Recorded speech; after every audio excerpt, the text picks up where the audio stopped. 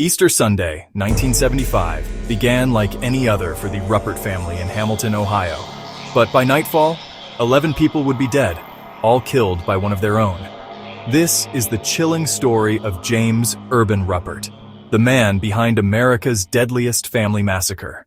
Born in 1934, James Ruppert grew up in a household void of love. His father was abusive, his mother cold and cruel. While his older brother Leonard Jr. was the golden child, James was the unwanted one, once told by his own mother that she wished he had never been born. By the age of 16, James had already attempted suicide.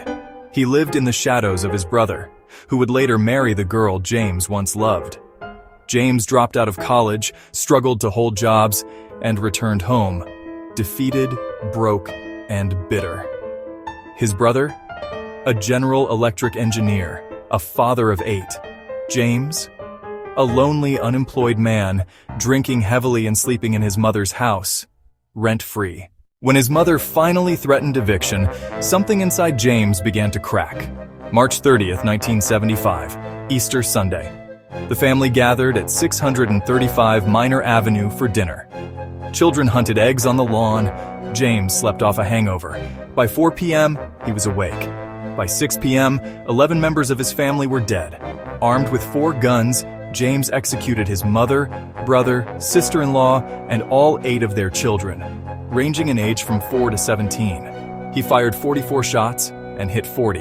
Then, for 3 hours, he sat alone among their bodies, contemplating suicide but ultimately calling the police. Police officers were greeted by a soft-spoken man in thick glasses. Inside, a scene so gruesome, one officer vomited on sight. Blood soaked through floorboards.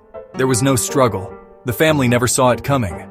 Ruppert faced 11 counts of aggravated murder. He pled insanity. The court was torn. One trial ended in mistrial. Another ended in conviction. A third, years later, granted him partial acquittal by insanity, but only for 9 of the 11 victims. In the end, James Ruppert was sentenced to life, 11 times over. He died in prison in 2022, aged 88, after 47 years behind bars. The house still stands. Families moved in and quickly moved out, some claiming to hear voices, feel presences. The town of Hamilton remembers that Easter, not for eggs or celebration, but for a massacre that remains one of the darkest chapters in American history.